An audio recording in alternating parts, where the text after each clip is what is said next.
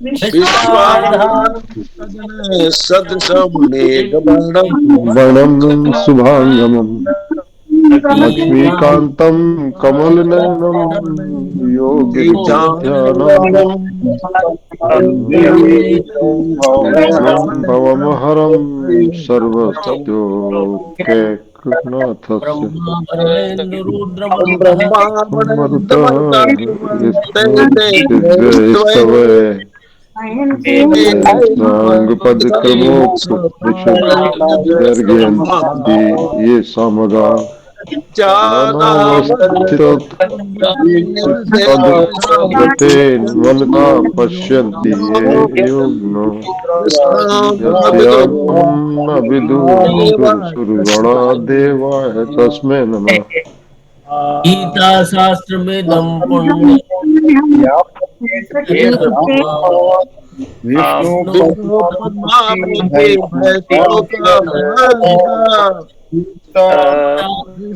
शील परस्य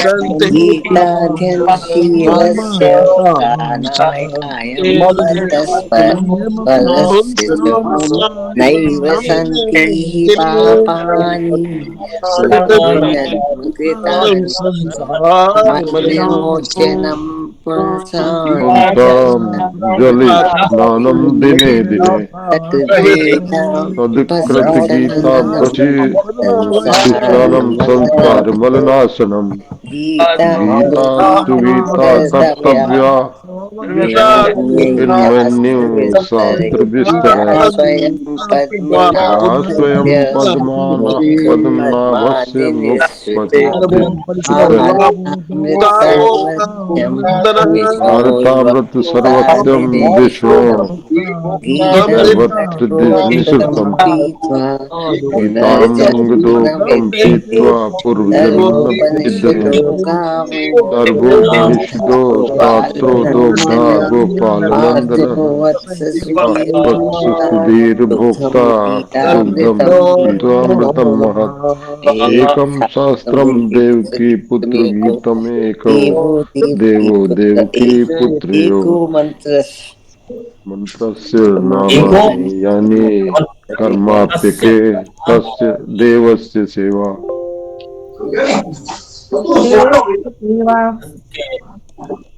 के अर्थ बता दिया गया। थोड़ा सा प्रैक्टिस कर लीजिए। अब थोड़ी सी व्यवस्था में परिवर्तन ये करना है कि एक साथ जब बोलते हैं तो वो जब हम घर पर किया करते थे तब तो बहुत ही अच्छी ध्वनि निकला करती थी जब साथ साथ ये बोला करते थे। लेकिन जब ऑनलाइन करते हैं तो वो सिंक्रोनाइजेशन नहीं हो पाता है। तो इसलिए मेरा ये निवेदन रहेगा कि आप सब करें लेकिन माइक म्यूट करके कर लें। और हम में से एक कोई जो है गीता महात्मा, प्रार्थना मैं कर दूंगा, गीता महात्मा जो है हम में से जो पुराने लोग हैं वो एक एक करके करते रहें ताकि शुद्ध उच्चारण का पता लगता रहे जो नए लोग जुड़े हैं उनको। तो कल से हम क्या करेंगे कि जो शास्त्रकारंग वाला जो है ये मैं पढ़ दूंगा, उसके बाद गीता महात्मा जो है आप में से कोई पुराने लोगों में से कर ले ताकि जो नए लोग हैं उनको शुद्ध उच्चारण कैसे किया जाता है वो बता दें। ठीक है, आप सहमत हैं इस चीज से? ठीक है सर। बहुत बहुत बढ़िया सर, बहुत बढ़िया। जो सर तो पारायण कराएगा उसी को इसका वो उत्तरदायित्व तो दे दीजिए सर। हाँ, वो भी किया जा सकता है, वो किया जा सकता है। जो पारायण कराएंगे, आज तो मैं पारायण कराऊंगा, उसके सारे अर्थ भी बतला दूंगा। जो पहले अध्याय के जो चयनित श्लोक हैं उनका आज पारायण कैसे किया जाता है और उनका क्या अर्थ होता है ये अभी मैं बताने जा रहा हूँ। और उसके पश्चात जो हम में से जो खासतौर से पुराने लोग जुड़े हुए हैं वो ये दोनों काम कर देंगे, गीता महात्मा भी और पारायण, ये दोनों काम ये लोग कल से।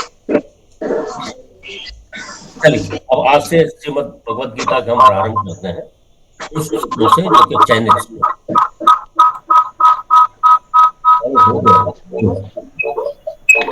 तो जैसा आप जानते हैं महाभारत के अंदर जब जुए में पांडव लोग सब कुछ हार जाते हैं, राज इत्यादि सब कुछ हार जाते हैं, दूसरे एक समझौता होता है। उस आचार्य समझौते के अंतर्गत यह है कि आप लोग म्यूट कर लें ज्यादा अच्छा है। अपने अपने माइक्स म्यूट कर लें। केवल कल से तो जो पारायण कराएंगे उनका माइक माइक केवल खुला रहेगा, क्योंकि दूसरे माइक खुले रहने से डिस्टरबेंस आता है। ठीक है। तो जब एक समझौता हुआ कौरवों और पांडवों के बीच में कि पांडव 12 साल के का वनवास करेंगे और 1 साल अज्ञातवास में रहेंगे। उसके पश्चात उनको उनका आधा राज्य वापस कर दिया जाएगा। ये अपने अपने माइक्स म्यूट करना प्लीज, ये बार बार ना कहना पड़े। चल ये माइक जो है मीनू मीनू जी का माइक म्यूट कर ले, माइक म्यूट कर ले। ये थोड़ा, क्योंकि ऑनलाइन में थोड़ा सा अनुशासन बहुत आवश्यक है, नहीं तो लोग डिस्टर्ब होते हैं।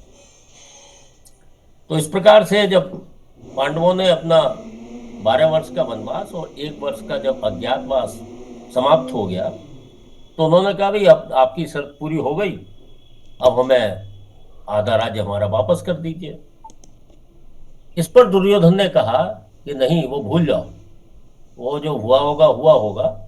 अब तो मैं बगैर युद्ध के सुई की एक नोक के बराबर भी भूमि देने को तैयार नहीं। तो उसके बाद काफी विचार विमर्श हुआ। भगवान कृष्ण शांति दूत के रूप में गए। उन्होंने कहा भी ऐसा है कि चलो आधा राज्य छोड़ो, अगर तुम केवल 5 गांव दे दोगे तो भी ये युद्ध टल जाएगा और आप दोनों शांति से रह पाओगे।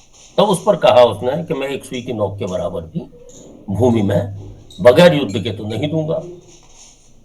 तो युद्ध जब करना निश्चित हो गया, फिर माता कुंती के पास ये मामला गया। तो माता कुंती जो है 2 चीजों से बड़ी व्यथित थी। एक तो उनकी पुत्र वधू का जिस प्रकार से अपमान किया गया था कि उनको भरी सभा के अंदर नग्न करने की कोशिश की गई थी, एक तो इसकी उन्हें व्यथा थी। दूसरी व्यथा यह थी कि भगवान कृष्ण स्वयं शांति प्रस्ताव लेके गए थे और दुर्योधन ने उसे ठुकरा दिया। इन 2 कारणों से माता कुंती ने कहा कि भाई युद्ध धर्मयुद्ध रहेगा, तो धर्मयुद्ध ये करना आवश्यक है। तो आप ये धर्मयुद्ध, उन्होंने अपने पुत्रों को धर्मयुद्ध करने की आज्ञा दे दी। जब युद्ध होना निश्चित हो गया तो आगे की कथाएं, आप अनेक कथाएं वो तो आप जानते हैं। तो महर्षि वेदव्यास वो धृतराष्ट्र के पास आए कि भाई देखो, युद्ध में तो तुम जा नहीं सकते हो क्योंकि धृतराष्ट्र नेत्रहीन थे, तो मैं तुम्हें एक ऐसी दिव्य दृष्टि दे सकता हूं जिससे तुम युद्ध की सारी घटनाओं को देख सकते हो और जो लोगों के मन के अंदर जो भाव हैं उनको भी तुम जान जाओगे। धृतराष्ट्र ने कहा कि मैं जिंदगी भर तो अंधा बना रहा, अब मैं अंत समय में अपने कुल का विनाश मैं नहीं देखना चाहता। हाँ, युद्ध की भूमि में क्या चल रहा है इस विषय में मैं अवश्य जानना चाहूंगा। तो इसलिए ये जो दिव्य दृष्टि आप दे रहे हैं, मुझे ना देकर संजय नाम का उनका एक मंत्री था, उसको उन्होंने वो दिव्य दृष्टि दिलवा दी। संजय जो है वो गवलगण नाम सूत के पुत्र थे और बहुत ही धर्मात्मा थे और धृतराष्ट्र के मंत्री थे। तो संजय जो है पूरा उनको वृत्तांत सुनाते रहते थे। तो निश्चित समय पर कुरुक्षेत्र में युद्ध आरंभ हुआ। संजय उस युद्ध क्षेत्र में गए, उन्होंने सारी घटनाएं अपने मन में पूरी रिकॉर्ड की और जब भीष्म पितामह बाणशैया पर आ गए, उस दिन युद्ध का 10वां दिन था, तो उस समय वो युद्ध क्षेत्र से उन्होंने कहा युद्ध लगभग समाप्त है, जो उसका परिणाम है वो निश्चित हो गया है। तो वो वापस आके धृतराष्ट्र को पूरी जो कहानी है वो बताया। तो जो हमारा श्रीमद् भगवत गीता वहीं से जो कहानी सुनाने पड़ता है, उससे पहले उन्होंने कई चीजें बतलाई। असली में जो ये महाभारत का ही अंश है, और महाभारत के अंदर 18 है पर्व है, पर्व मतलब जैसे अध्याय होते हैं वैसे 18 पर्व। उन पर्वों के अंतर्गत भी अंतर पर्व है। जैसे आजकल हम एक फाइल खोलते हैं, फाइल के अंदर ही एक दूसरी फाइल हो जाती है कंप्यूटर में, उसी प्रकार से जो पर्व उसके अंतर्गत बहुत सारे अवान्तर पर्व भी हैं। उनमें से भीष्म पर्व नाम का भी एक पर्व है। पर्व मतलब सेक्शंस होते हैं। यह श्रीमद् भगवत गीता पर्व है।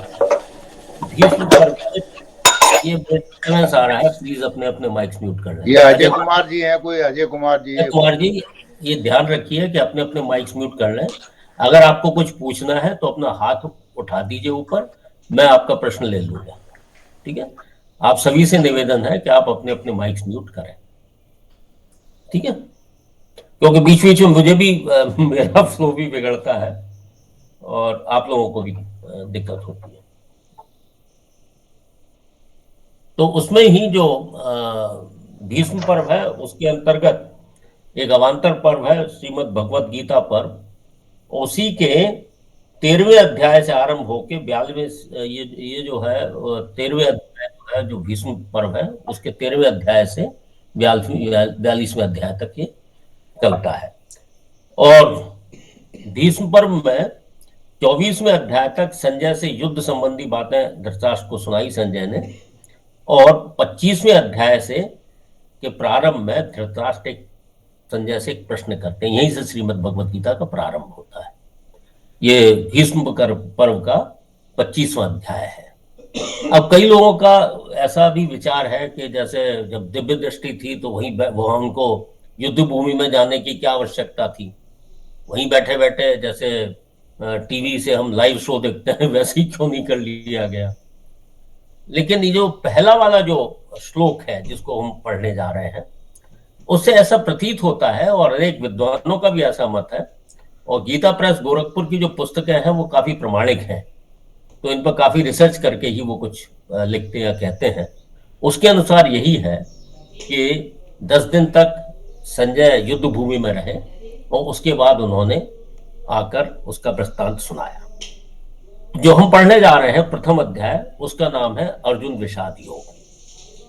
विषाद के बारे में बतलाया। विषाद वैसे तो तमोगुण है, लेकिन जब कोई संत मिल जाए या भगवान हो, भगवान के पास में हो, जैसे अर्जुन के पास थे, तो ये बड़ा कल्याणकारी भी हो जाता है।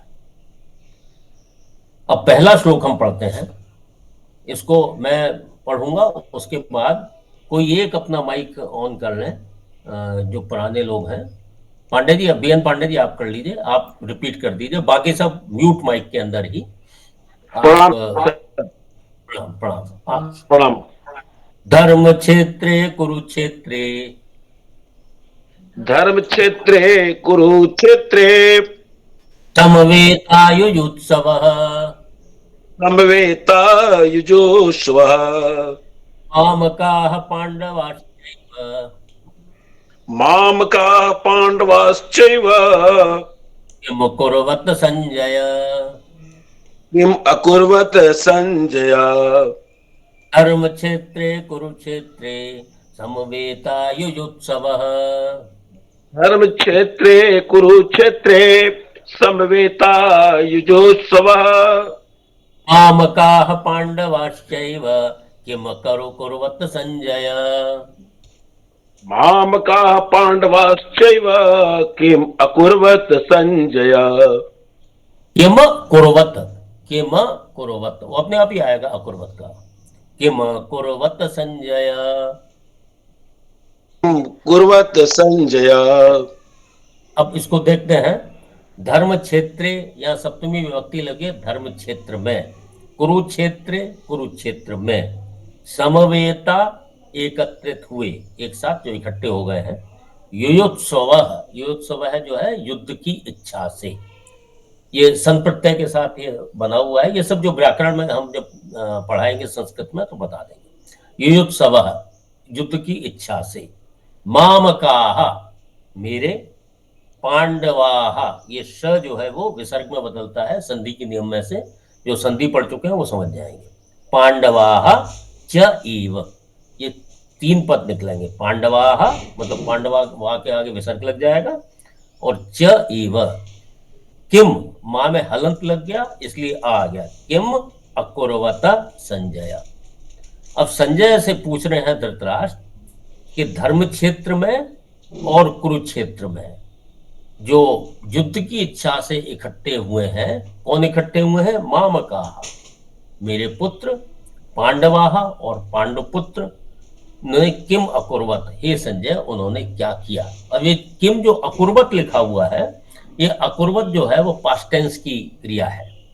तो पास्ट टेंस में जब इस तरह का प्रश्न आ रहा है, उससे ये सिद्ध होता है कि ये बातें हैं जो संजय बताने जा रहे हैं वो पहले देख चुके हैं और अब उनका वर्णन करने जा रहे हैं। इसलिए यहाँ किम, माँ के अंदर हल, फिर अकुर्वत संजय।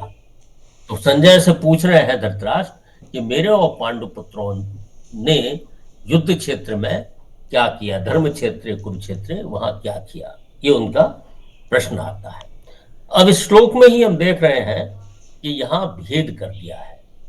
जो धृतराष्ट्र हैं वो अपने पुत्रों को तो मामकाः बोल रहे हैं, मेरे पुत्र बोल रहे हैं, और पांडव के पुत्रों को वो पांडवाः, पांडुपुत्र बोल रहे हैं। सभी कुरुवंशी हैं, जो कौरव हैं चाहे पांडव हैं, वो सभी कुरुवंशी हैं, जो इनके पूर्वज कुरुहित थे।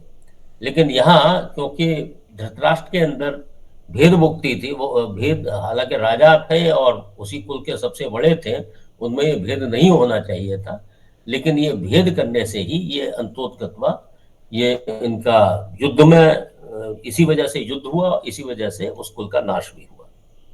ठीक है। धर्म क्षेत्रे कुरुक्षेत्रे समवेतायुयुत्सवः, धर्म क्षेत्रे कुरुक्षेत्रे समवेतायुयुत्सवः, मामकाः पांडवाश्चैव किम अकुर्वत संजय। मामका पांडवाश्चैव किम कुर्वत का संजय। उसके बाद संजय उनको पूरा वृत्तांत बताते हैं कि भी किस प्रकार से दुर्योधन वो गुरुजी के पास जाके कहते हैं कि हमारे यहाँ कौन कौन से योद्धा हैं और प्रतिपक्ष में कौन कौन से योद्धा, उनका वर्णन आ जाता है। और उस वर्णन के बाद फिर बहुत सारे जो जैसे ढोल नगाड़े इत्यादि जो कि युद्ध से पहले बजाए जाते थे वो बजने लगते हैं। उसी समय जो अर्जुन और भगवान कृष्ण का एक रथ पर प्रवेश होता है, और अर्जुन जब अपना गांडीव धनुष उठा के युद्ध की तैयारी करते होते हैं तो वो संजय, यहाँ जो अगला श्लोक हम पढ़ रहे हैं उसमें पहला जो वाक्य है वो संजय के द्वारा कहा गया है, दूसरा वाक्य अर्जुन जो है भगवान कृष्ण के प्रति कह रहे हैं। चलिए पढ़ते हैं। ऋषिकेशं तदा वाक्य विदमाह महीपते, ऋषिकेशं तदा वाक्यम। अच्छा जी, इसमें जो दिया गया ऋषिकेशं तदा वाक्य विदमाह महीपते, ऋषिकेशं तदा वाक्यम इदमाह महीपते, सेनयोर्भयोर्मध्ये रथं स्थापयमेच्युत, सेनयोर्भयोर्मध्ये रथम स्थापयमेच्युत। अब अर्जुन जो है वो भगवान ऋषिकेश जो है भगवान कृष्ण के लिए कहा गया है। ऋषिकेश का अर्थ होता है, ऋषिक जो पद है उसका अर्थ होता है इंद्रियां, और ईशम मतलब जो इंद्रियों के स्वामी हैं। तो सभी इंद्रियों के स्वामी जो है भगवान श्री कृष्ण स्वयं है। तदा उस समय वाक्यम, जो इसमें 3 पद निकलेंगे, वाक्यम माँ में हल लगा, इदम फिर माँ में हल लगा, फिर आह, तो वाक्यम इदम आह, ये 3 पद इसमें से। महीपते, महीपते मतलब राजा के लिए कहा गया। मही होती है पृथ्वी और उसका पति राजा हो गया, और यहाँ महीपते जो शब्द है वो धृतराष्ट्र के लिए कहा गया है।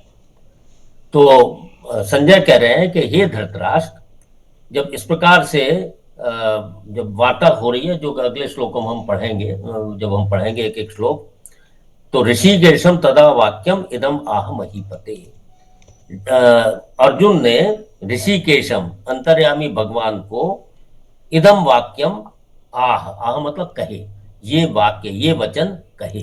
क्या वचन कहे? सैनयोः उभयोः मध्ये।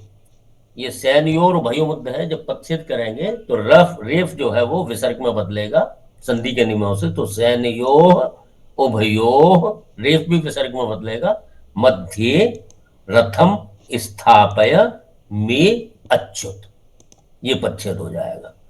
तो क्या कहा अर्जुन ने भगवान श्री कृष्ण को?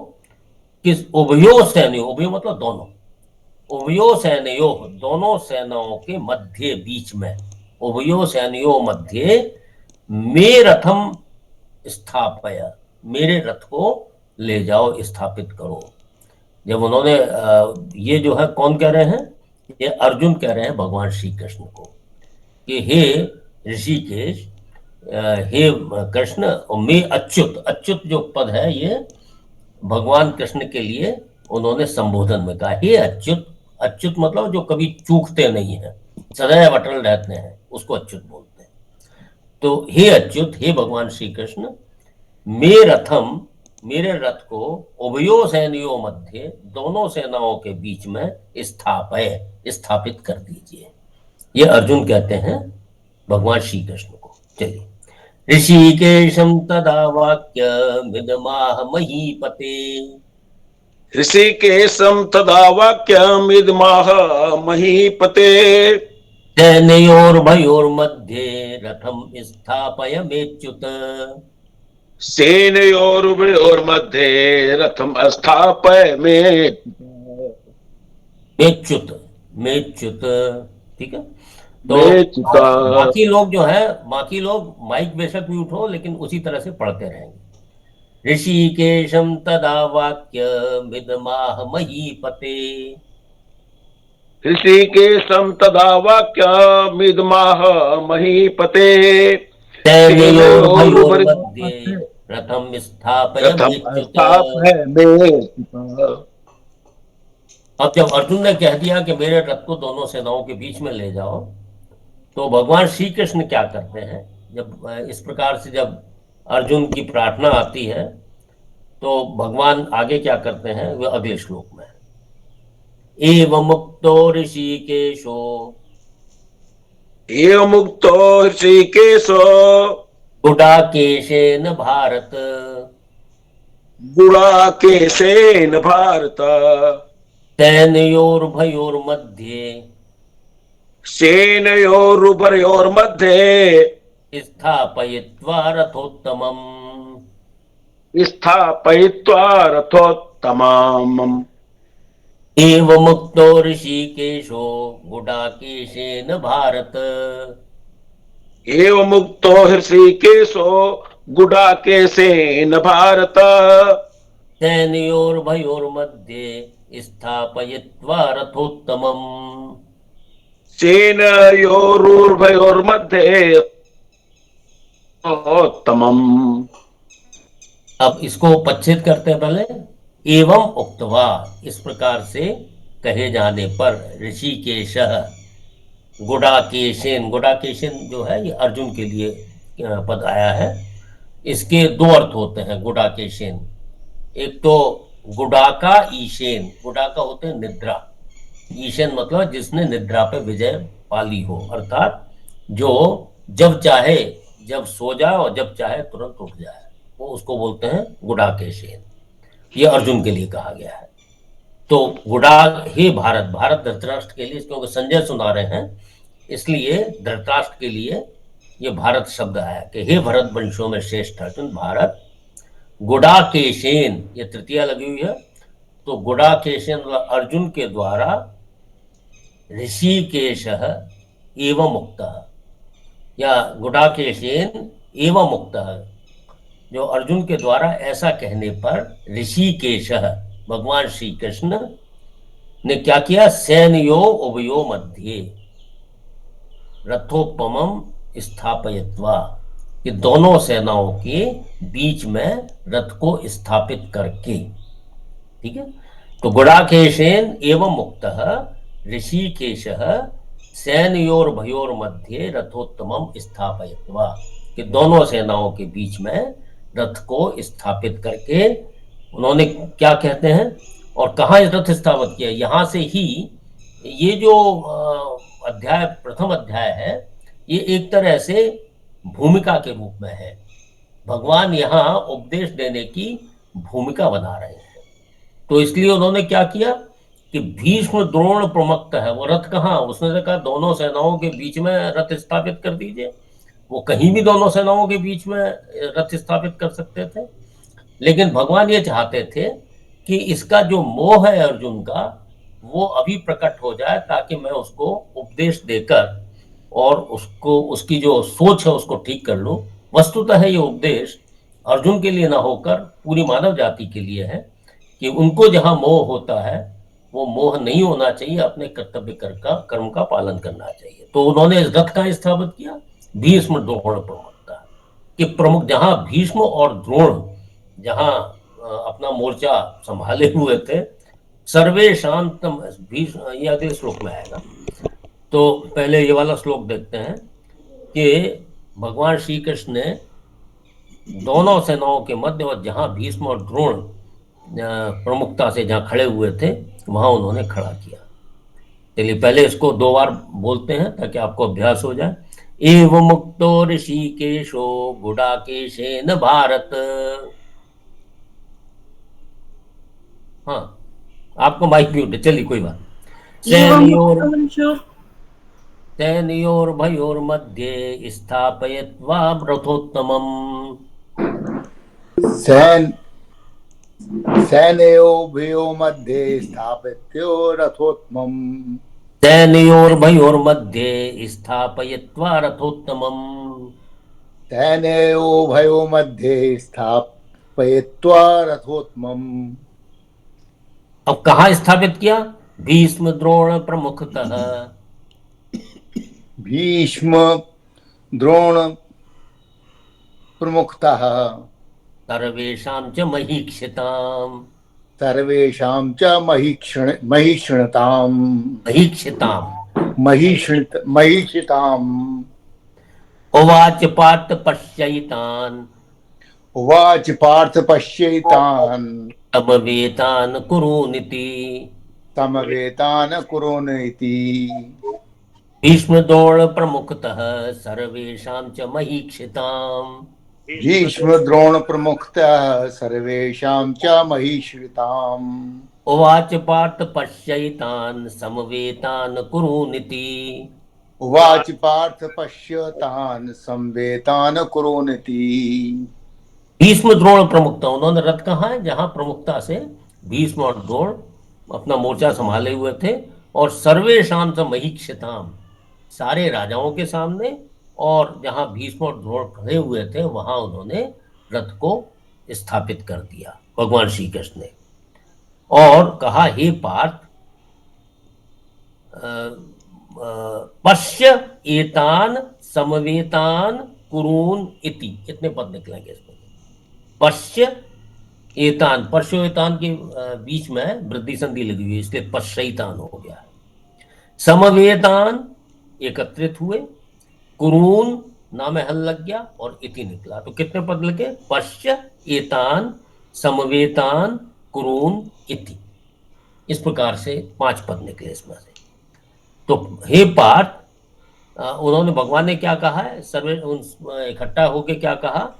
इति उवाच, ये कहा भगवान श्री कृष्ण ने कहा कि पश्य, हे पार्थ देखो, एतान समवेतान कुरून, ये जो एकत्रित हुए हैं इन कुरुओं को, कुरु तो दोनों ही थे, जो पांडव पक्ष के लोग थे वो भी कुरु थे, और जो कौरव पक्ष के थे वो भी कुरु थे।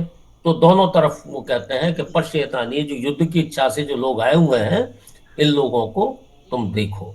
जब वो देखते हैं, अर्जुन देखते हैं कि दोनों तरफ उनके सारे संबंधी हैं, कोई पुत्र है, कोई पिता है, पितामह है, पितामह के भाई हैं, साले हैं, ससुर हैं, ये सारे जब वो देखते हैं तो वो विचलित हो जाते हैं।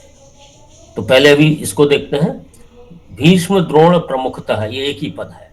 भीष्म द्रोण जहां प्रमुखता से खड़े हुए थे, सर्वेशाम च महीक्षिताम, और सारे जो राजा लोग जहां खड़े हुए थे वहां उन्होंने रथ खड़ा करके इति उवाच, ये जो इति लास्ट में है ना, पश्य समवेतान कुरुन इति, जो ये पद आया है इति, तो इति उवाच ऐसा कहा, क्या, पश्य एतान समवेतान कुरुन, कि तुम एतान समवेतान कुरुन पश्य, पश्य तो देखो, तुम ये जो इकट्ठे हुए जो कुरु हैं, जो कुरुवंश के लोग हैं या उनके सहयोगी हैं, उनको तुम देखो। भीष्म द्रोण प्रमुखतः सर्वेषां च महीक्षिताम्, भीष्म द्रोण प्रमुखतः सर्वेषां च महीक्षिताम्, उवाच पार्थ पश्यैतान् समवेतान् कुरूनिति। उवाच पार्थ पश्येतान् सर्वेतान् कुरूनिति। हाँ, कुछ अमिताभ कुछ कहना चाहते हैं? जी प्रणाम सर। सर ये क्वेश्चन था, पिछले वाले श्लोक में आपने जब ये एवं मुक्तो बोला है तो उसका क्या मतलब था? एवं उक्तः, इस प्रकार कहने पर, जी एवं उक्तः, ठीक है। मतलब अब जब अर्जुन पिछले ने, सर अर्जुन ने जो कहा उसके लिए कहा जा रहा है कि एवं उक्तः। हाँ, गुडाकेशेन एवं उक्तः, अर्जुन के द्वारा ऐसा कहने पर ऋषिकेश भगवान कृष्ण उभयो सैनियोर मध्य रथोत्तमम स्थापयत्वा, ये रथ को स्थापित करके, मतलब ये जो उक्त पद है ये गुडाकेशन के साथ है, गुडाकेशन एवं उक्त। जी धन्यवाद सर। अब अर्जुन विचलित हो जाते हैं, जब अर्जुन विचलित हो जाते हैं तो वो करुणा से भर जाते हैं, और करुणा से भरने पर वो क्या कहते हैं, यहीं से उनका विषाद प्रारंभ होता है। कृपया परयाविष्टो विसीदन्निदम् अब्रवीत्, कृपया प्रतिष्ठ सन्निषदलो। आपका गड़बड़ कुछ गड़बड़ हो रहा है, आप छोड़ दीजिए, आप छोड़ दीजिए, जी। कोई और इसको ले लें पुराने में से ही। हाँ, आशा जी आप ले सकती हैं, आशा जी। चलिए, कृपया परयाविष्टो विसदन्तमिदम् अब्रवीत्। ऊपर वाला क्यों छोड़ दिया आप? ऊपर वाला आप छोड़ दिए आचार्य जी। नहीं छोड़े, नहीं छोड़े। गांडीवम 30th होगा सर। नहीं नहीं, कहाँ गांडीवा में? ऐसा चल रहा है, आप उस पर ध्यान दीजिए, कुछ नहीं छूटा है, सही चल रहा है। सही चल रहा है बिल्कुल। हाँ, तो हाँ आशा जी आप रिपीट कर दिए, आपके में कुछ प्रॉब्लम आ रही है पांडे जी का, हाँ कुछ प्रॉब्लम है पांडे जी की। ठीक है। कृपया परयाविष्टो, कृपया परयाविष्टो, नहीं बाकी सब म्यूट कर लें। कृपया डॉक्टर साहब बोल रहे हैं, डॉक्टर साहब को बोलते हैं। कृपया परयाविष्टो इदं विसीदन् इदम् अब्रवीत्, ये 3 पद। विसीदन् इदम् अब्रवीत्, विषीदन्निदम् अब्रवीत्, दृष्टवेवं स्वजनं कृष्ण, दृष्टमेवं स्वजनं कृष्ण, योत्सुं समुपस्थितम्। युत्सुं समुपस्थितम्। तो कृपया परया आविष्ट, ये 3 पद निकलेंगे। ये कृपया, कृपया मतलब है करुणा से, कहीं कहीं कायरता से भी लिखा हुआ है, करुणा से ज्यादा उपयुक्त लगा। तो परया, परया मतलब परम करुणा से आविष्ट, युक्त होकर, तो परम करुणा से आविष्ट होकर, विसीदन, यहाँ सत्र प्रत्यय लगा हुआ है, विसीदन मतलब विषाद करते हुए, कंटिन्यूअस टेंस है ये। इदम अब्रवीत, ये कहा, अब्रवीत मतलब कहा, ये पास्ट टेंस की क्रिया है अब्रवीत। तो विषीदन इदम अब्रवीत, ये 3 पद निकलेंगे कि विषाद करते हुए इदम अब्रवीत, यह कहा, किसने? अर्जुन ने। तो अर्जुन ने परम करुणा से आविष्ट, युक्त होकर, विषाद करते हुए इदम अब्रवीत, ये कहा। क्या कहा? ये अगली लाइन में है। दृष्टवेवं स्वजनं कृष्ण, दृष्टमेवं स्वजनं कृष्ण, युयुत्सं समुपस्थितम्। युत्सुं समुपस्थितम्। तो दृष्टवा, दृष्टवेमम जो लिखा है, तो इसका जब पच्छेद करेंगे, दृष्टवा इमम, दृष्टवा इमम। तो दृष्टवा इमम में जो है, यहाँ एक संधि लग गई है, गुण संधि, तो दृष्टवा इमम स्वजनम, अपने जो स्वजन मतलब जो अपने संबंधी हैं, कृष्ण संबोधन होगा, युयुत्सम, युद्ध की इच्छा वाले, पहले भी आया ना, पहले जो युयुत्सव, वही यहाँ युयुत्सुम समुपस्थितम, जो सामने खड़े हुए हैं, जो उपस्थित हैं। तो अर्जुन कह रहे हैं कि हे कृष्ण, इमम या युयुत्सुम इमम स्वजनम समुपस्थितम दृष्टवा, वो कह रहे हैं कि ये जो मेरे सगे संबंधी जो कि युद्ध क्षेत्र में मेरे सामने खड़े हुए हैं, इनको देखकर, अब देखकर क्या हुआ वो अगले श्लोक में आएगा। तो यहाँ हो गया दृष्टवा इमम स्वजनम कृष्ण युजुत्सुम समुपस्थितम। तो इन अर्जुन कहते हैं कि हे कृष्ण, इन लोगों को देखकर, जो मेरे सगे संबंधी हैं दोनों सेनाओं में, मेरी सेना में भी और प्रतिपक्षी सेना में, उनको देखकर उनका क्या हाल होता है? सीदन्ति मम गात्राणि, सीदन्ति मम गात्राणि, मुखम च परिशुष्यति, मुखम च परिशुष्यति, वेपथुश्च शरीरे में, वेपथुश्च शरीरे में, रोमहर्षश्च जायते, रोमहर्षश्च जायते, गाण्डीवं संसते हस्तात्, गाण्डीवं संसृते हस्तात्, त्वक्चैव परिदह्यते, त्वक्चैव परिदह्यते, न शक्नोम्यवस्थातुं, न च शक्नोम्यवस्थातुं, भ्रमतीव च मे मनः। भ्रमतीव च मे मनः। अब जब अर्जुन देखते हैं दोनों तरफ अपने सगे संबंधियों को, तो उनकी क्या स्थिति होती है? यहीं से उनका मोह जागृत हो जाता है। इसको देखते हैं, फिर तीनों श्लोकों को साथ साथ करेंगे। सीदंती, सीदंती मतलब है शिथिल हो रहे हैं, जैसे हाथ पैर जो फूल जाते हैं ना, उसी को बोलते हैं सीदंती। मम गात्राणी, गात्राणी बोलते हैं अंग को, तो मम गात्राणी सीदंती, मेरे अंग शिथिल हो रहे हैं, मेरे हाथ पैर फूल रहे हैं, क्योंकि जिनको, इनकी तो हत्या मैं बिल्कुल नहीं करूंगा, क्योंकि ये तो मेरे सगे संबंधी हैं, ये आगे भी आएगा। मुखम च परिशुष्यति, और मुख जो है वो सूख रहा है। ये अपनी जो स्थिति है उसका वर्णन कर रहे हैं अर्जुन, कि ये जो दृष्टवा इमम स्वजनम कृष्ण, ये मैं अपने सगे संबंधियों को दोनों सेनाओं में देखकर, सीदंत इमम गात्राणी, मेरे अंग शिथिल हो रहे हैं, मुखम च परिशुष्यति, और मेरा मुख जो है वो सूख रहा है, बेपथुश्च शरीरे में, मे शरीरे बेपथुश्च, मेरे शरीर में, बेपथुश्च मतलब कपकपी हो रही है, मेरा शरीर जो है वो कांप रहा है, इतना ज्यादा उन्हें विषाद हो रहा है कि विषाद में उनका मे शरीरे बेपथुश्च, बेपथोह च, ये दो पद निकले, बेपथोह च, शाह जो है विसर्ग में बदलेगा।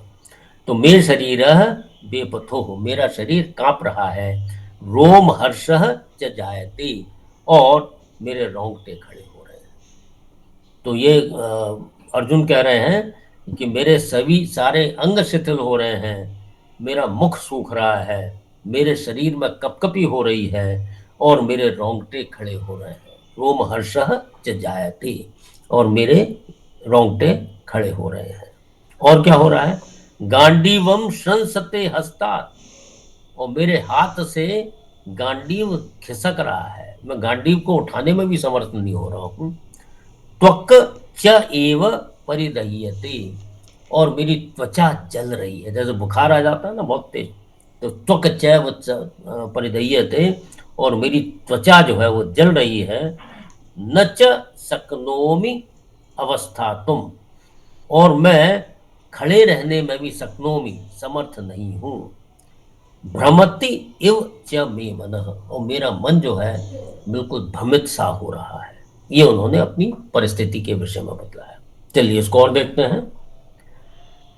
सीदंतिमम गात्राणि मुखम च परिशुष्यति, सीदन्ति मम गात्राणि, मुखम च परिशुष्यति, वेपथुश्च शरीरे मे रोमहर्षश्च जायते, वेपथुश्च शरीरे मे रोमहर्षश्च जायते, गांडीवं संसते हस्तात् त्वक्चैव परिदह्यते, गांडीवं संसृते हस्तात् त्वक्चैव परिदह्यते, न शक्नो में वस्था तुम भ्रमतीव च मे मनः।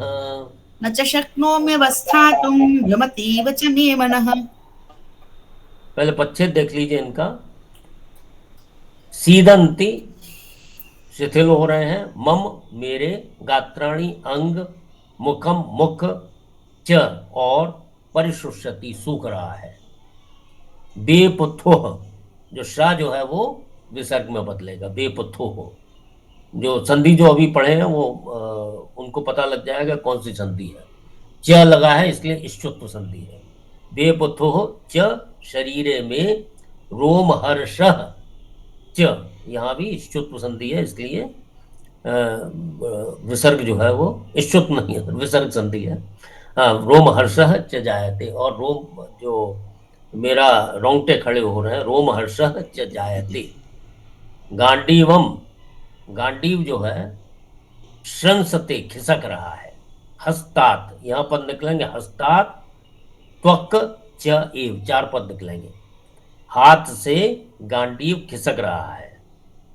त्वक त्वक मतलब त्वचा, च एव त्वचा भी परिदह्यते, त्वचा भी जल रही है।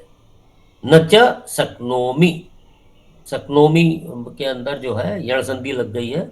शक्नोमि अवस्थातुम, इसलिए यह आ गया है। शक्नोमि अवस्थातुम, मैं खड़े होने में भी समर्थ नहीं हूं। भ्रमति इव, यहाँ सवर्ण दीर्घ संधि लगी है, भ्रमति इव, दो छोटी छोटी ई बन के बड़ी ई बन गया है, भ्रमतीव। इस भ्रमति इव मतलब भ्रमित सा, मे मनः भ्रमति इव, मेरा मन जो है भ्रमित सा हो रहा है। ठीक है। हाँ, सुषमा जी कुछ पूछना चाह रहे हैं? हाँ सर, क्योंकि हमारे लिए नया है ना, तो इसमें अगर आप श्लोक का संख्या भी बता दें तो हम वहां पहुंच जाते हैं, क्योंकि बीच में काफी गैप हो जा रहा है ना। तो श्लोक जैसे अभी पहले से 21 पे पहुंचा तो हम पेज ही पलटते रह गए ना। तो अगर नहीं, पेज मत पलटिए। जो मैंने ग्रुप में डाला हुआ है वो ये पेज ग्रुप में डाला हुआ है पहले ही से। अच्छा, कौन से ग्रुप में सर? मेरे पास शायद है नहीं ऐसा कुछ ना। नहीं, आप इससे जुड़ी हुई हैं कि नहीं? गीता मीट जो ग्रुप है। नहीं, मैं नहीं जुड़ी हुई सर। अच्छा, तो एक काम कीजिए, आपको उस ग्रुप में जोड़ देंगे। आप ठीक अपना है नहीं, आप अपना वो बतला दीजिए सुषमा जी, एक मिनट।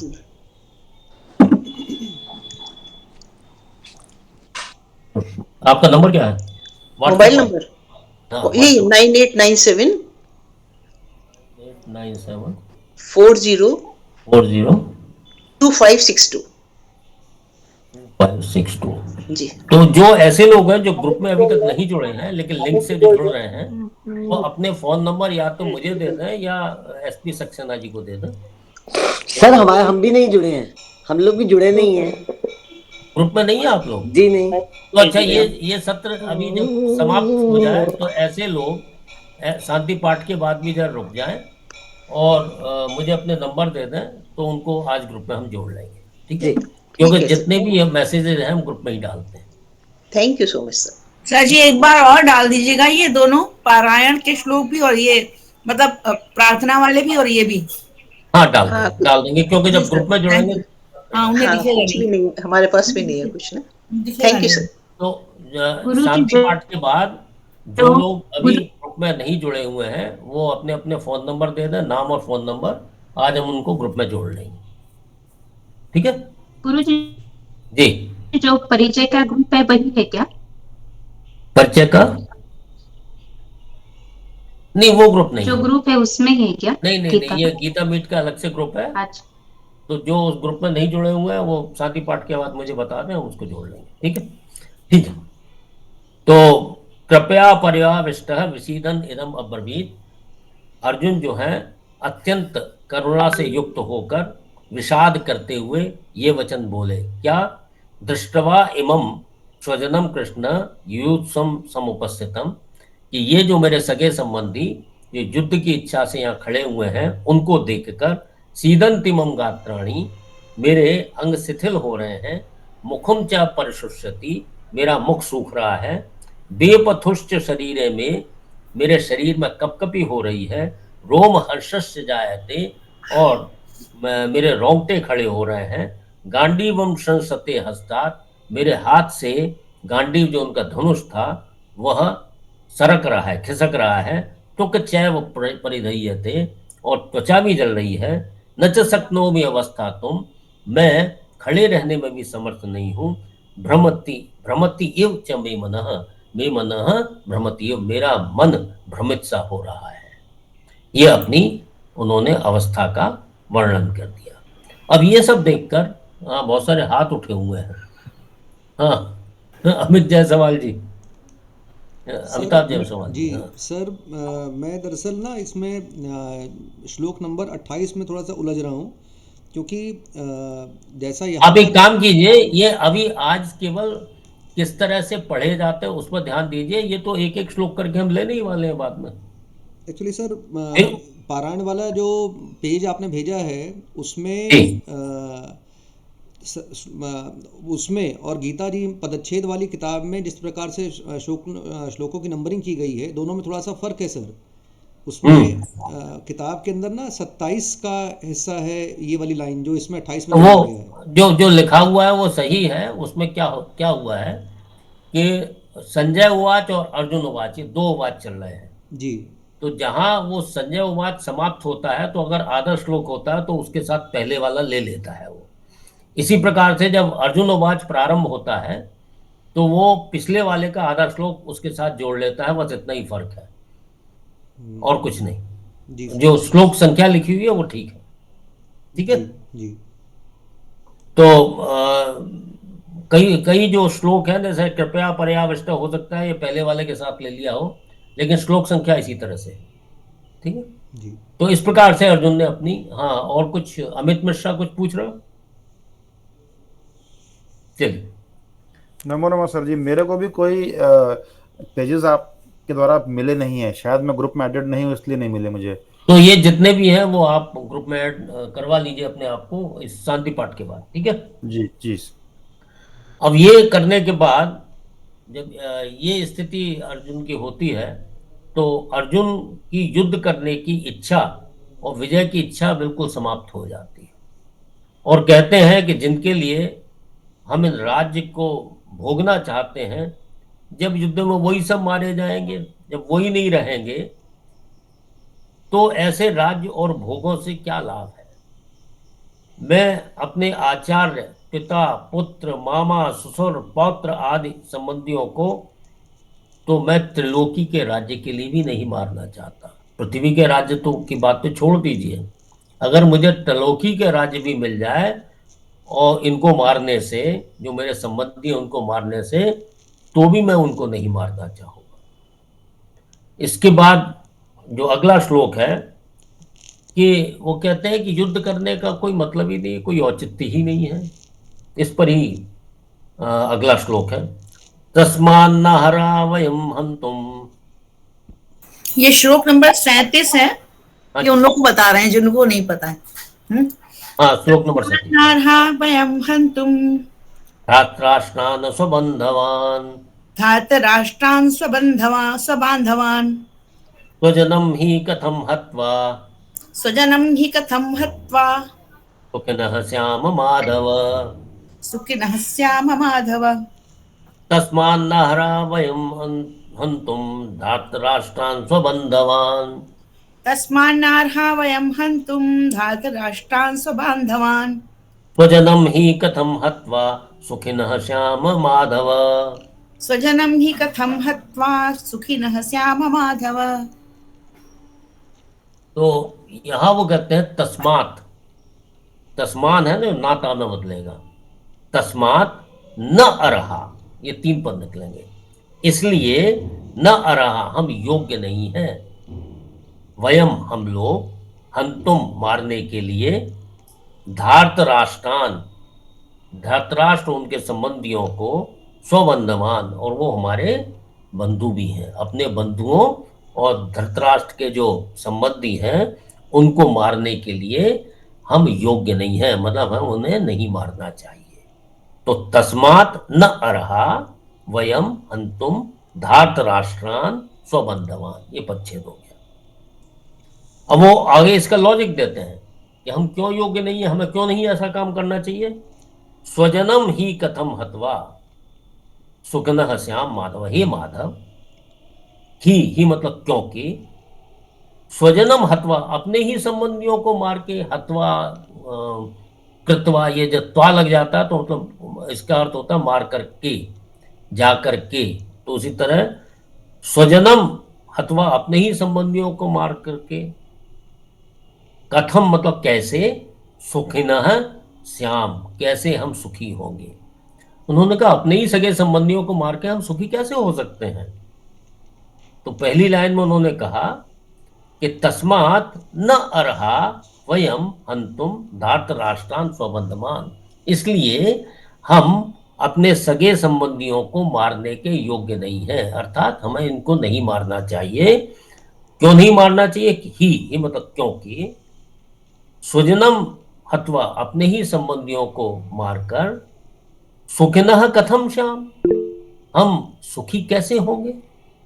ठीक है, तो हे माधव, माधव जो है ये संबोधन होगा। तस्मान्नाहरहा वयम हंतुम धार्तराष्ट्रान स्वबंधवान, तस्मान्नः वयं हन्तुं धार्तराष्ट्रान् स्वबान्धवान्, तस्मान्नार्हा वयं हन्तुं धार्तराष्ट्रान् स्वबान्धवान्, स्वजनम ही कथम हत्वा सुखिनः श्याम माधव, स्वजनं हि कथं हत्वा सुखिनः स्याम माधव। अब वो कहते हैं, अब वो पछताते हैं। महोदय जी हाँ महोदय, हमें लगता है ये जो पूरा श्लोक है किताब में 36वें श्लोक में आएगा, लेकिन ये 37 इसमें लिखा हुआ है। हमें लगता है इस पे ध्यान देने की जरूरत है। अच्छा, देख लेंगे 33वां श्लोक आप कह रहे हैं? जी जी, देखिए उसमें जो 37 हमारा इसमें है पारायण में, वो किताब में तो 36 में पूरा आ रहा है। नहीं, ये 37 है जो हमारे पास पुस्तक है, वो ठीक है। इसमें 37 ही है, 37 जी 37 ही है। अच्छा, हमारी पुस्तक में ये है, ठीक है। अरे शुक्ला जी, कौन सी पुस्तक है आपकी? मेरे इस्कॉन की है। अरे उसमें एक श्लोक अलग रहता है। चलिए ठीक है, देख लेंगे। गीता प्रसवारी में वही है, 37 ही है। ओके। तस्मान्नार्हा वयम हन्तुम धार्तराष्ट्रान् स्वबन्धवान्, तस्मान्नार्हा वयं हन्तुं धार्तराष्ट्रान् स्वबान्धवान्, स्वजनं हि कथं हत्वा सुखिनः श्याम माधव, स्वजनं हि कथं हत्वा सुखिनः श्याम माधव।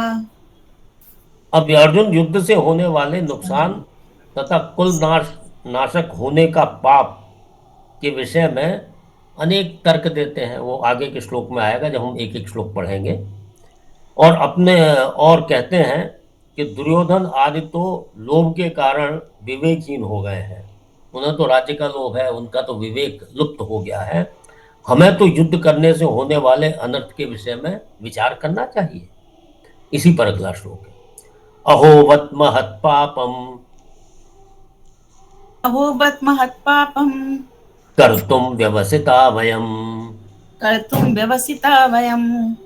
यद्राज्य सुख लोभेन मुद्यताः हन्तुं स्वजनमुद्यताः, अहोवत महत् पापम कर्तुम व्यवसिता वयम, अहोवत् महत् पापं कर्तुं व्यवसिता वयं, यद्राज्य सुख लोभेन हन्तुं स्वजनमुद्यताः, यद्राज्य सुख लोभेन हन्तुं स्वजनमुद्यताः। अहोवत ये दो अव्यय पद हैं। इसका अर्थ होता है बड़े आश्चर्य की बात है, बड़े खेद का विषय है। हम कहते हैं बड़ा खेद का विषय है। अहोवत महत् पापम, इतना भारी पाप, कर्तुम व्यवसिता वयम कर्तुम व्यवसिता, हम इतना भारी पाप, कौन सा भारी पाप? अपने स्वजनों की हत्या। तो वयम कर्तुम व्यवसिता, हमने ये क्या निश्चय कर बैठे लड़ाई का कि इतना महापाप जिसमें हमारे कुल का नाश हो जाएगा। ये बड़े आश्चर्य और खेद का विषय है। अहोवत, ये इतना भारी पाप करने के लिए व्यवसिता हम निश्चय कर बैठे। यत् राज्य सुख लोभेन, ये 3 पद निकलेंगे। यत राज्य सुख लोभेन, राज्य सुख लोभेन एक समासिक पद है। यत राज्य सुख लोभेन, जो के राज्य के सुख के लोभ से स्वजनम हंतुम उद्यता, अपने ही संबंधियों को मारने के लिए उद्यता तैयार हो गए। तो यहाँ अपना खेद व्यक्त कर रहे हैं अर्जुन कि ये हमने लड़ाई से पहले सोचा ही नहीं था कि अपने ही संबंधी मर जाएंगे, हमारे कुल का नाश हो जाएगा, और कुल का नाश होने करने वाले को जो है वो बड़ा पाप लगता है, और कुल का नाश होने से कुल की स्त्रियां दूषित हो जाएंगी, कुल की स्त्रियां दूषित होने से वर्ण संकर पैदा होंगे, वर्ण संकर जो है नरकों में ले जाने वाले होते हैं। तो इतना भयंकर पाप हम करने का निश्चय कर बैठे, ये बड़े आश्चर्य और खेद का विषय है। और वो भी किस लिए? यद राज्य सुख लोभेन, राज्य सुख के लोभ से हम अपने ही संबंधियों को मारने का निश्चय कर बैठे, बड़े आश्चर्य खेद का विषय है। ये अर्जुन इसमें कह रहे हैं। अहोबत महत् पापम कर्तुम व्यवसिता वयम, अहोबत महत् पापम कर्तुम व्यवसिता वयम, यद्राज्य सुख लोभेन हन्तुम स्वजनमुद्यताः, यद्राज्य सुख लोभेन हन्तुम स्वजनमुद्यताः। उसी लाइन का पच्छे देख ले, यत् राज्य सुख लोभेन हन्तुम स्वजनम, माँ में हल लगेगा, उद्यताः। ठीक है।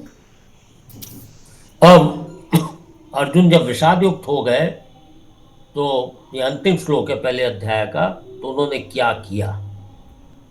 एव मुक्तार्जुनः संख्ये, एव मुक्तार्जुनः संख्ये, तथोपस्थ उपाविशत्, तथोपस्थ उपाविशत्, विसृज्य सशरं चापं, विसृज्य सशरं चापं, शोक संविघ्न मानसः, शोक संविघ्न मानसः।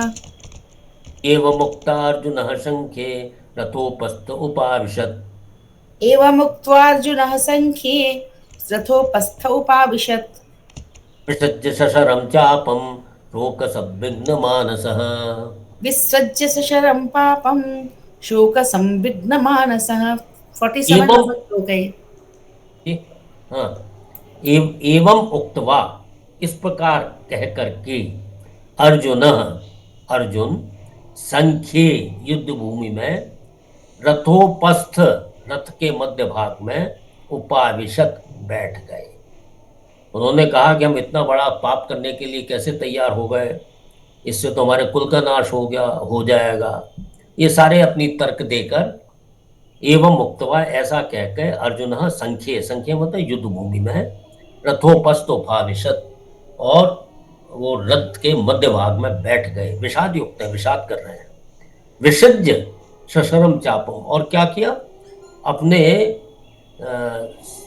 सरम मतलब बाण सहित, चापम मतलब धनुष सहित बाण सहित धनुष को विसर्ज्य त्याग करके शोक संविघ्न मानसः, शोकाकुल मन वाले, शोक संविघ्न मानसः, शोकाकुल मन वाले अर्जुन जो है रथ के मध्य भाग में बैठ गए। ठीक है। एव मुक्तार्जुनः संख्ये रथोपस्थ उपाविशत्, एवं मुक्त्वार्जुनः संख्ये रथोपस्थ उपाविशत्, विसृज्य सशरं चापं शोक संविघ्न मानसः, विसृज्य सशरं चापं शोक संविघ्न मानसः। तो इस प्रकार से जो हमारे पारायण के जो श्लोक हैं हमने आज कर लिए हैं, इनका पारायण जब तक पहला अध्याय होगा ये चलता रहेगा, और साथ में एक एक श्लोक लेकर हम उसको उसकी व्याख्याओं में जाएंगे और उस पर चर्चा करेंगे। जहाँ कहीं किसी को डाउट है वो उसमें अपना डाउट भी क्लियर कर सकते हैं। ठीक है। तो आज यहीं तक। आज के विषय में अगर कोई प्रश्न हो तो कर लीजिए, वरना उसके बाद शांति पाठ। केवल वो लोग रुके रहेंगे जिनके नाम अभी ग्रुप में नहीं जुड़े हुए हैं। हाँ, वैशाली जी, वैशाली जी माइक अनम्यूट कीजिए। गुडाकेश ने जो आपने आज बताया था, एक बार फिर से बताइए ना। गुडाकेश, गुडाकेश के दो अर्थ होते हैं। एक तो गुडाका ईशः, गुडाका होते हैं नींद को, और ईशः मतलब उसका जो स्वामी है। तो नींद का स्वामी वो है जिस पर नींद का पूरा अधिकार होता है। एक तो अर्थ ही होता है। एक होता है गुडा केशः, गुडा मतलब घुंघराले मुड़े हुए, केशः जिसके बाल घुंघराले हो उसको भी गुडा केश कहेंगे। इसलिए जो संधियुक्त जो पद होते हैं उनका जब हम पदच्छेद करते हैं तो कभी कभी एक से ज्यादा अर्थ दे देते हैं। तो यहाँ दो अर्थ हैं, घुंघराले वाले को भी गुडाकेश कहेंगे, और जो गुडाका ईशा जिसका इंद्रियों पर, नींद पर, जिसका इंद्रियों पर पूरा नियंत्रण है, उसको भी गुडाकेश कहेंगे। ठीक है। हाँ, प्रोमिला जी, ये वैसे एक एक श्लोक हम पढ़ेंगे जब आप प्रश्न कर सकते हैं। अभी तो केवल आपको पढ़ना बताया जा रहा है कि कैसे पढ़े जाते हैं। फिर भी कोई अगर जिज्ञासा हो तो पूछ लीजिए जी। प्रोमिला जी आपका हाथ उठा हुआ है। हेलो, हाँ जी सर। जी जी। यहाँ गुणाकेश का अर्थ एक ये भी किया गया अज्ञान का नाश करने वाले। अर्थ कई है, लेकिन ये जो संस्कृत की दृष्टि से ये दो अर्थ निकलते हैं वो मैंने बतलाया है। अच्छा, ठीक। और जी ठीक। अब यहीं पर हम आज समाप्त करते हैं। हाँ यादव जी, आप हाथ उठा रहे थे। एक यादव जी, एक यादव। हाँ सर, मुझे उस ग्रुप में ऐड कर लीजिएगा। हाँ, मुझे उस ग्रुप में ऐड करना होगा सर। हाँ, तो अभी शांति पाठ के बाद मैं सबके नाम और वो ले लूंगा, मैं ऐड कर दूंगा। ठीक है। अभी शांति पाठ के बाद रुके रहिए। ठीक है सर। आशा जी शांति पाठ। ओम सर्वे भवन्तु सुखिनः, सर्वे भवन्तु सुखिनः, सर्वे सर्वे सन्तु सन्तु निरामया, सर्वे भद्राणि पश्यन्तु मा कश्चित् दुःखभाग् भवेत्। ओम शांति शांति शांति। सर्वेभ्यो नमो नमः। अब केवल जो कृपया अभी नहीं ऐड किए गए हैं वो कृपया अपने अपने नाम और पता में आ जाए।